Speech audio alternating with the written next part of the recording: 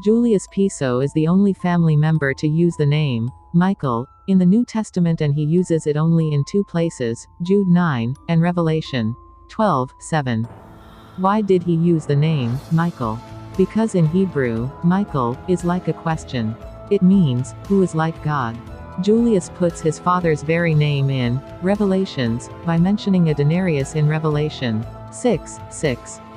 Julius makes Jesus, Arrius Piso, say, I am Alpha and Omega, first and last. The first letter of Arrius Piso's name is A, Alpha, and the last letter of Piso is O, Omega. Clever, isn't it? Revelations is jam-packed full of hints and clues, and it is now serving its purpose, to be the end of the Jesus story. In Revelation 22:16, he makes his father say, I am the root, the beginning of the Christian world. And in that same sentence, he goes on to say, and the offspring of David, the bright Lucifer and morning star. Now, about the seven seals. The seven seals, which are in Revelation 6:1-8-13, are the keys to how they hid their identities in both history and the New Testament. 1. Arrius Piso, riding on a white Albanese horse Ippus, Piso, who was Arrius Piso's uncle, Lucius Piso. 2. The color code. They used a color code for names, like, albinus, for white, melos, for black, fuscus, for brown, chrysos, and Flavius, for gold, chloris, for green, galen, for blue, and cox, for red. 3. Double talk, or double meanings. 4. Inherited titles. 5. That they hid things in history. 6. Alias names. The sixth seal is the seal of the living God, aka the Caesars. In this part of Revelations, we have the 12 tribes of Israel, which are really the 12 sons of Jacob cleverly disguised. Where can we find this? Exodus 1:1, Revelation 7:4-8, and Josephus, Book 5 of Antiquities of the Jews, Chapter 1. Julius exchanges Dan for Manassas, because both names tell something. He uses Manassas because Manassas was the son of Joseph. And he omits Dan, because Dan had an only begotten son. 7. The waters or seas being the multitudes of people, water into wine. The sober masses were made drunk on the new wine, i.e., the New Testament. Also, in Revelation 8:13, Julius says, woe, woe, woe, in Greek, why,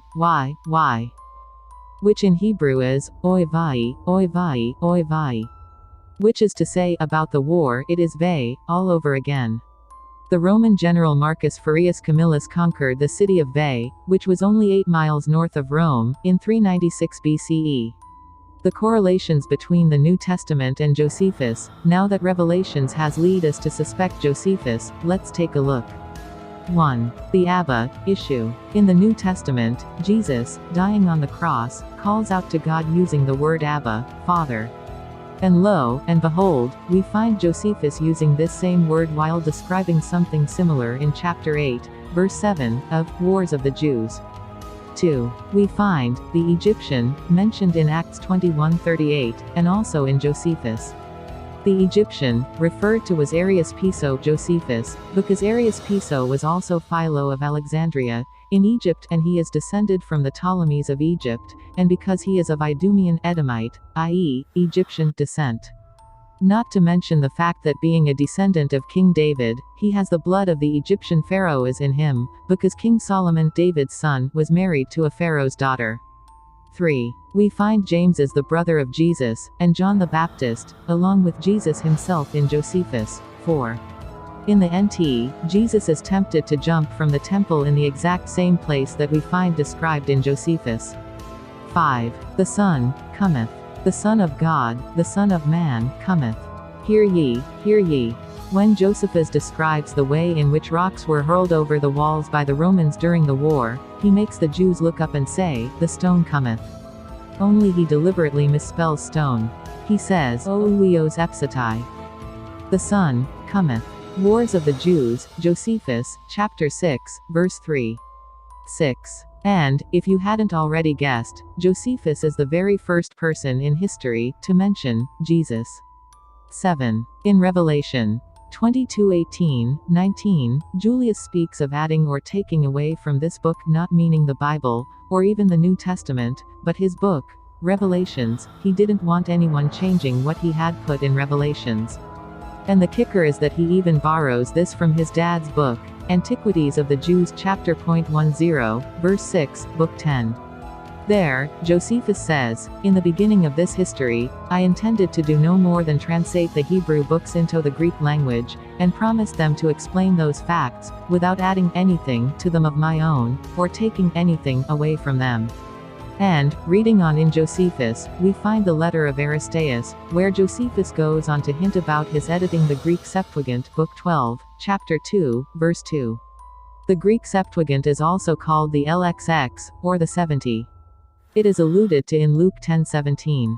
The key, the first 28 Roman Caesars in chronological order. 1. Julius 2. Augustus 3. Tiberius 4. Caligula 5. Claudius 6. Nero 7. Galba 8. Licinianus 9. Otho 10. Vitellius 11. Vespasian 12. Titus 13. Domitian 14. Nerva 15. Trajan 16. Hadrian 17. Antoninus Pius 18. Marcus Aurelius 19. Lucius Verus 20. Commodus 21. Pertinax 22. Didius Julianus 23. Septimius Severus 24. Caracalla 25. Geta 26. Macrinus 27. Elagabalus 28. Alexander Severus. All of the Caesars were already Caesars. Of these 28 Caesars, I show direct descent from the Julian Caesars for all but 8. These other 8 were already Caesars also. However, their true descent has not yet been uncovered. This was the true secret of the Roman Empire. It is rumored that Marcus Aurelius either had or wrote a book called The Key. It was not a public work, it was written only for the family. What the book was most likely the key to the secret of the Roman Empire, that being, that all of the Caesars were already Caesars. So, the book would have been a key to the descent of all of the Caesars up to that time. Rulers in Judea started out by giving the Jews a pantheistic religion, as can be found by examining the first few words of the oldest original versions of Genesis 1:1. This first Jewish religion was built around the first 5 books of the Jewish scripture, the Torah. About the time of King Herod, the Jewish religion began to change because of Hillel the Pharisee and the Pharisaic party. The Jews were becoming humanistic and intolerant to slavery. The first compilation of the Bible as we know it, was done by the Roman Emperor Marcus Aurelius and his relative who wrote in Hebrew and Aramaic, Rabbi Judah the Prince. This was around the year 180 CE. They were related through the Gamaliel line that went back to Hillel the Pharisee. Now, we start to find that many of the so-called Old Testament books were actually written after the New Testament books, and after the dispersion of the Jews. Also, Saint Jerome was a descendant of the Piso family. However, he didn't write until much later, circa 380 CE. Saint Jerome did what he had to do, translate the manuscripts from Greek to Latin. Why? Because it is fairly easy for any person who is literate in Hellenistic Greek, and the history of the time, to see what had been done. There was a fight in the family to omit Revelations from the canon because people were figuring out 666. This was the Council of Nicaea circa 325 CE. So, one solution they came up with was to change 666 to 616. But because there were already so many copies of the manuscript out with 666, and the writer Julius Piso stated in it that nothing be added or taken away from the Book of Revelations, this did not work. The other alternative, put it into another language, Latin. The Vulgate, Latin, version was used almost exclusively from the time of St. Jerome 380 CE until 1611, when the King James Version was published in English under the supervision of King James I of England. Because in any other language but the original, the true meanings would be almost impossible to discover. Thanks for watching, please subscribe and I will see again for the next video.